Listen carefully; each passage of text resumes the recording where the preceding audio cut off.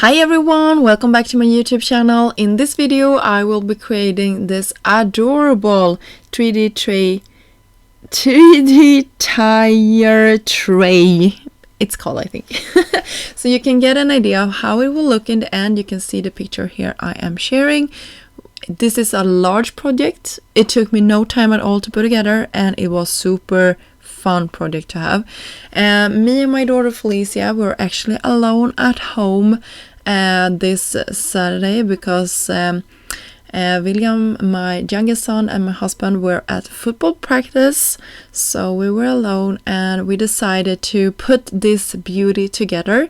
So we spent some time cutting all of the pieces out, and I am using a collection called Lucky Us from Pink Paisley. It's an older one, I believe, and I also have some white paper that I will be using, and you can see I'm using liquid glue to put this together. I'm just using my glue press here because it's a nice tool to use. And you can see I cut this one. I actually, when I put this together and I looked at it, I regretted that I didn't layer this to the other side as well. So you can see here I'm just taking this beautiful stitched layer piece on top of the outer part of the legs, or what to call this part of my tray. But I would have loved to have it on the inside as well. I don't think it's too noticeable that it's white and that it isn't too disturbing, but I would have loved to have on the inside as well. So for every tray in this beautiful 3D project, there is layering parts, and there is one part that is the same that I'm cutting for all of the layers, and then this the bottom piece, and you will see all of them here on screen. So I'm just having my piles ready to go so I don't mess this up, and I just need to find the right layer and find the right place for it. So this is the bottom layer, and it's quite hard to film this actually to get it in the right shot so you can see what I'm doing, but I'm trying my best here. I'm just taking liquid glue to that flap on the under part there and I'm just pressing my bottom to it, doing the same thing here on the other side. And when I have those attached to each other, I will do the same thing here with my other side. So you can see I'm just doing that. And this side that I'm gluing now, it's the one that I will cut 6 times to get one for each layer because it's the same width of all of these boxes. And then I can just put it together. I'm using liquid glue once more, just pressing the corners together. This takes a second just to dry, but then there will be no problem at all. I'm just doing this one more time, pressing it to the side. You can see I'm having that white flap at the top, and this is what creates the sturdiness of this box. So I will actually take some liquid glue here in a second and just press it together. And I'm using a bone folder when I'm doing that, so I really can press this in place. I will just find it here on my desk, and then I can press it. I'm so sorry, this was really hard to capture when I did. This was a better shot. You can nearly see exactly what I did there. Just pressing this in place with my bone folder. The last one will probably be the easiest one to see, so I'm just doing that.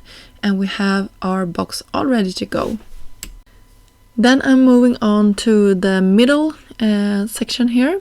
I am doing the same process here. I will speed this up so you don't have to see me do this a million times. But I just wanted to share all the footage so you know exactly where all the pieces went. So this is that long part that we cut 6 out of. The other ones we just cut 2 of each. And then I'm using my bone folder once more. I will take some liquid glue to the sides, pressing this together, holding it with my fingers until it's dry. Not completely, but until it's dry enough to let go. And I'm just working my way around. And then I can take it to the inside again and just press it down. This is always so satisfying when I can see the box really come together. You can see how it's taking its shape. And yeah, super cute. It goes so fast. And this is the smallest one. And I would say this one took the most amount of time to put together just because it was so small. And actually it isn't that small, but it just felt small in comparison to the other ones. So you can see here I'm just pressing that, and I will have that large side. You can see now, you really can see that they are building up and being smaller and smaller, because in the first tray these parts were pretty much the same size, and now you can see how small these side parts are. And yeah, but it's a good size tray when it's all put together in the end here. And you can see that I am just taking my time pressing this together until I have the completed box, and I can fold this over and press the sides down as well. When I was done with that, now the fun part comes. We are going to decorate all of our inside and outsides of our box. So you can see I found this beautiful paper in this collection, and sorry about the glare from the sun here. I had trouble filming this without the sun hitting the shot, and I also wanted the natural light to come in. So I'm sorry that my hands are a little bit in the way. I think the project is okay, not too bad with the light, but my hands definitely are. So you can see I'm doing this for all of the sides, both inside and outside, and yeah, it's always the best part, I think, when you can see your project come together and you can see that the color works together.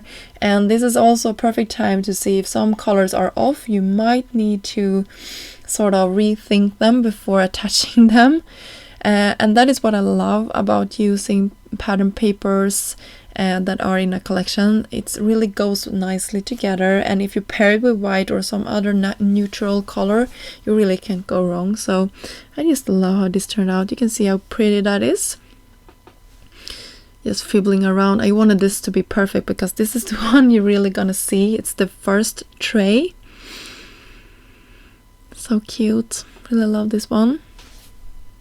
So when all of my trays are done, I will keep going with the outside, and then we're gonna attach them. And I think we're actually gonna attach them before we're doing this, because we're gonna know which side we're gonna use.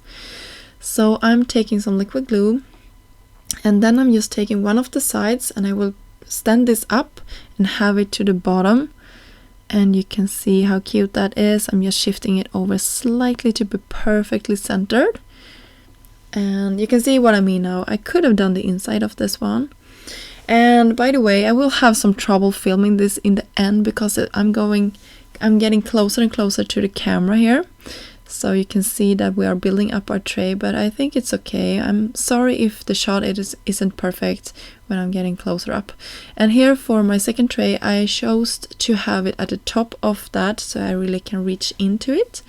And the same thing here to the very top of my legs. I will have my tray. Sorry about my hand being so close here with you. I know it's not nice. I'm so sorry. And you can see how cute this is, and the decorating pieces are really finishing off this project. So beautiful. I love this pattern paper with the hearts, and I think the flowers are gorgeous as well. I love the green and purple in that. I think it really helps this card to come to life, and it's perfect for Valentine's Day. And when I was done with this, you will see it here in a second, my daughter actually helped me to put all of my Scrap Diva leftovers. But before I'm doing that, there is this beautiful decorational part. I cut 4 of this. I will have 2 to each side of my tray. You can see I cut it out of some glitter foam, and just attaching them. I love that it comes with adhesive to the back, so I just could press it, and I think I found it at Amazon or somewhere like that. So it's not I would say this isn't the best foam glitter that I have used. It falls off quite a lot. A trick that I am using when I'm using glitter foam or glitter cardstock in general is just to have the copy paper on top, so you don't get glitter in your entire machine. So I just wanted to mention that. So you can see how cute this is. My daughter actually took some time, as I said, and organized all of my leftovers from Scrap Diva Design so I can have them ready to go on any project. You can see how cute these are. And when she did that, I found these cute snow bows. They are called Double Snowflake Bow Die Set, and they were released, I believe, in December or something like that. Super cute, and they had to go on top of this. So thank you so much for stopping by my channel today. I hope you got inspired and got a tutorial on how to put this beautiful 3D tray together. So I will have links down below for the products that I used in this video. It basically was the 3D tire tray that I used. And yeah, I had fun. I hope you had fun, and thank you so much for stopping by, and have a great day. Bye!